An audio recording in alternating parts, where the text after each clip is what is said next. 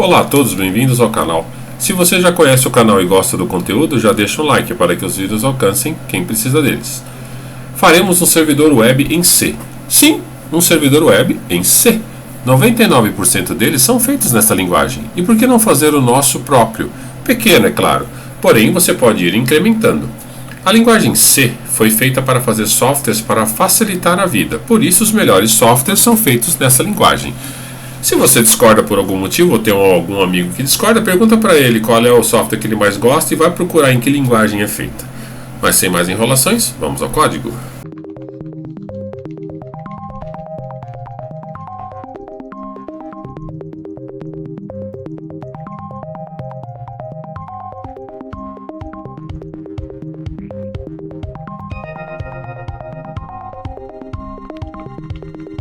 Como sempre, o código já está aqui copiado. Uma coisa que você tem que lembrar é colocar a biblioteca de socket do Windows, senão ele não funciona. Esse código vai ficar no GitHub, para você não ficar desesperado. Então para você colocar essa lib aqui, tem que ir no Project, no caso do Codebox, Build Options, aí a opção Linker Settings, está vendo? A biblioteca está aqui, WS2_32. Muito bem. Antes de eu explicar aqui, vamos executar uma vez. Vou executar o programa. Ele está em listening aqui, certo? Agora eu vou com o browser aqui, ó. Eu vou colocar já, que é o localhost, né? E a porta é 8090. Vou dar um enter. E ele apareceu um Hello World aqui. Mas o que aconteceu no programa? Vamos olhar aqui. Ó. O programa, quando você executou aqui localhost 8090, nós vamos entrar no código e olhar mais, tá? Ele me deu aqui, ó, ele aceitou esse IP, que é o localhost. Aqui o identificador do cliente, que você pode utilizar ele para alguma coisa se você quiser.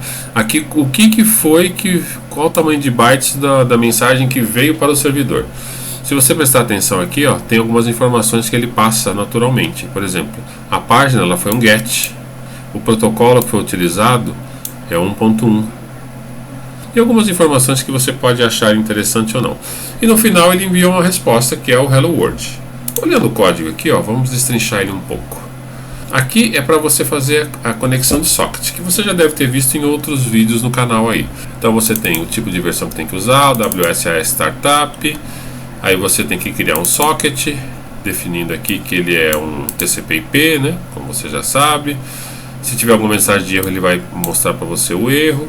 Aqui ele está definindo que vai vir que é uma conexão de internet, qualquer endereço na porta 8090. Por isso que ele pegou 127.0.0.1, que é o localhost, porque não importa de onde ele venha, mas a porta tem que ser 8090. Ele fez o bind dessa porta e do IP e ficou aguardando aqui 5 conexões no máximo. Você pode colocar mais se você quiser. Uma vez que você acionou o endereço e a porta, o listening aqui foi acionado também. Aí nós vamos capturar o que você precisa, qual é a conexão que veio, né? No caso eu dei um accept nessa conexão. Aí dando um accept aqui, eu mostrei algumas informações para você, como você viu aqui. Aqui é o accept, né, do localhost, e o endereço do cliente está aqui. Depois eu criei um buffer, não pensei muito sobre o tamanho do buffer, mas criei um buffer de 1024 bytes aqui para mostrar o que veio. Aqui, ó, ele recebeu esse cara aqui e imprimiu, que é esse cara, né? Que é esse print aqui, ó, retorno, ó, 617 bytes. E o que eu acabei de explicar aqui, ó, tudo isso daqui veio do browser. São as configurações que o browser manda para você. Você pode entrar nessas configurações e verificar algumas coisas para tomar algumas decisões. Por exemplo, continuando no código, o que eu respondi aqui, ó, eu criei um tamanho também gigante aqui, sem necessidade. Mas eu respondi o HTTP 1.1. Esse 1.1, ó, você pode pegar daqui quando ele vier, ó, para saber qual é o protocolo que veio. Como na minha máquina eu sei que é 1.1, eu já coloquei fixo lá, mas você pode pegar esse cara aí e replicar ele no código lá, para que a resposta seja conforme veio a pergunta. Então aqui vamos para algumas explicações, né, que são observações importantes. Você precisa entender como responder ao browser, senão ele não entende o que está recebendo. Essa é a primeira coisa. Então aqui nessa variável resposta, eu defini ela grandinha também, sem pensar muito a respeito, está o que o browser espera como uma resposta válida. Para entender mais e utilizar mais configurações, você terá que estudar o protocolo HTTP, que define o tamanho e formato das opções de resposta. Logo, a resposta que está aqui, ó, nós temos que entender o seguinte: o protocolo que veio a pergunta é o HTTP/1.1, então eu respondi aqui 1.1. Essa foi a resposta. Aí nós temos um espaço e eu tenho o código 200, que para HTTP significa recebido com sucesso e vai ser respondido. Seria algo assim: entendi a solicitação e ela é válida. O 200 serve para isso. Por isso que você tem que estudar um pouco mais sobre o protocolo HTTP, tem muitos códigos aqui.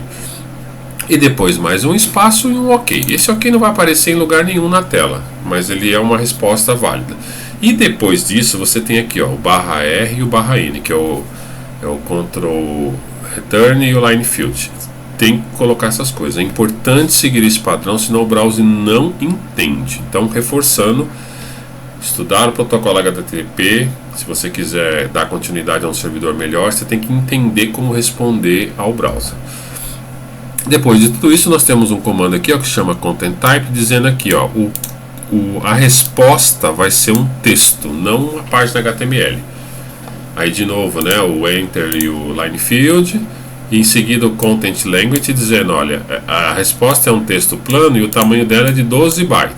Utilizando esse content language aqui, ó, você dá o tamanho da resposta, aí você tem enter line field, duas vezes, repetindo, e a mensagem em si, que tem 12 bytes. Essa mensagem tem 12 bytes. E depois enter line field e enter line field, quer dizer, salta a linha e salta a linha de novo. Seria essa resposta aqui, né? Então ele precisa que seja este formato. E quando você respondeu, o browser entendeu. Então, tanto entendeu que está aqui, ó, Hello World. Por que eu coloquei o sleep aqui? Porque eu já fecho o socket e encerro o programa. Então o send não tem tempo de enviar a resposta. Por isso que tem esse tempinho aqui. Num servidor que você vai fazer, você vai colocar ele no looping, né? E aí ele vai aguardar mais conexões, ou vai verificar aqui se a resposta foi ok, vai esperar um pouco. Então é por isso que tem um sleep aqui, porque como ele entra e sai, quando ele sai do programa ele já encerra a conexão e não dá tempo de responder ao browser. Então mais tarde você coloca ele em loop aqui, cancela com Ctrl C, ou manda uma mensagem para ele cancelar o programa, ou um arquivo, aí você inventa o que você acha que é mais interessante. Legal, né? Mas isso aqui não é uma página HTML, certo? Então vamos colocar uma página HTML. Aqui nesse programa é a mesma ideia, porém o retorno é o HTML. Então precisamos saber a quantidade de bytes que tem o retorno. Então antes que eu execute lá para você ver, o código aqui é mais ou menos a mesma coisa, não muda nada aqui do bind, do listener e tudo mais. O que muda é que quando você for responder, ó, tá vendo a resposta aqui, ó? A resposta é um HTML, ó. Tá vendo? É exatamente um HTML. Como ele é um HTML, eu tenho que saber a quantidade de bytes que está aqui. Por isso, quando eu criei a variável resposta aqui, ó, eu fui até o content type, ó, ele não é mais texto plano, ele é um texto HTML. Daí, de novo, a importância de você saber como responder o protocolo HTTP. Então aqui antes era texto plano, agora é um texto HTML. Então ele vai interpretar esse código HTML aqui. Como eu não sei o tamanho dele aqui, eu criei uma variável que me formata aqui o campo content language, ó, com o tamanho daquele HTML, respeitando aqui, ó, enter line field e enter line field. É a mesma coisa do anterior, só que eu melhorei um pouco. Ao invés de colocar fixo aqui, eu mandei ele colocar a variável. Então eu tenho o content type, depois eu tenho o content language e em seguida eu tenho a resposta. Quando você executar o programa aqui, você vai ver. Então quando eu mandar, aqui, ó, tá vendo, ó, respeitando, ó, os enters e line fields, ó. Quando eu montar tudo isso daqui, você vai ver. Eu coloquei para montar na tela ou não? Não. Então vamos colocar aqui para colocar na tela. cd alt resposta. Aí você vai ver a resposta e vai ver o browser executar. Está executando. Agora vamos dar um refresh aqui, ó. retorno do C, parágrafo 1. O que é isso aqui? É exatamente esse HTML aqui, ó. Até o título mudou, eu não tinha lembrado disso. Ó, o título mudou, bem-vindo do C, retorno do C, parágrafo 1. Que é o que? É o title aqui do HTML, é o H1 aqui e o P. E o que ele retorna aqui no programa? A mesma coisa, ó. Ele pegou todos os dados, igual você viu anteriormente, ó. E qual foi a resposta? Ó, HTTP 1, 200, ok. Content type, ó, texto HTML. Content length de 126 caracteres, que é exatamente o que tem aqui, ó. Esse cara tem 126 caracteres, por isso que eu tive que montar assim para ele poder fazer. Colocar os enters, né, o /R, /N na quantidade que ele precisa e pronto, está enviado o arquivo. Aqui ele ficou com espaços, porque no código eu fiz de uma forma que você entendesse que é um HTML, mas você pode tirar todos esses espaços aqui se você quiser. Viu que bacana? Muito legal, né? Eu acho essas coisas quando funcionam muito legais. É claro que o servidor é simples, ele não entende PHP, não entende Frameface, por exemplo, porque tudo isso é feito do lado do servidor. Você teria que entender que tipo de arquivo é e que tipo de framework é utilizado e fazer a interpretação antes de montar a página para o browser. Esse é o desafio. Responder no HTML até que foi fácil, né? Entender novas funcionalidades ou implementá-las é que pode se dar trabalho. Ok, bonito, mas como que eu sei de onde eu estou indo e para onde eu vou? Então vamos incluir uma chamada de página. Se você prestar atenção aqui no get, ó, ele deu um get barra http barra 1.1, certo? Então vamos encerrar o programa aqui. Vamos executar novamente. Tá aqui. E aqui, ó, eu vou botar, por exemplo, barra index.html.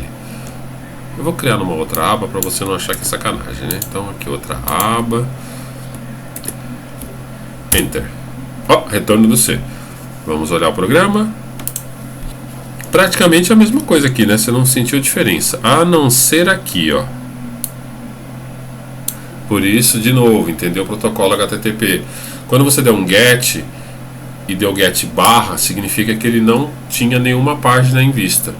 Por isso que quando você cria lá no Apache, por exemplo, que é o mais famoso, você põe lá index.php, index.html, index.htm, sei lá, várias coisas. Porque quando você dá o get aqui e isso aqui está vazio, ó, não tem nada, só tem a barra, você diz que quando é a barra tem uma página específica que você quer que carregue primeiro. Mas se ele disser para você qual é a página que ele quer, você consegue verificar isso e trazer a página correta. Então toda vez que você navegar de um lugar para outro, você vai saber qual é a página que ele está solicitando. Daí o servidor entende qual é a página, busca ela, se ela existir, né, com todas as ramificações, né? Se você colocar aqui mais coisas, por exemplo, ó, vamos colocar aqui diretório barra index. Vamos encerrar o programa, que ele não está em looping. Executar de novo, tá lá. Vamos dar um enter. Ah, ele executou a página, certo? Só que quando você vê no programa aqui, ó, olha lá, ele deu um get diretório e por isso que você sabe de onde a página vem, para onde a página vai e qual é o diretório da página. Essa é a mágica que o servidor faz, mas na verdade você vê que a mágica está no protocolo HTTP, não no servidor em si. Eu não sei você, mas eu acho isso muito legal. Agora eu consigo fazer um servidorzinho simples só com HTML. Isso é bem bacana. Os servidores vêm desse tipo de código. O código começa simples, depois ele vai sendo implementado. Por favor, não esqueça de dar um like, inscreva-se no canal e clique no sino para receber notificações. Obrigado.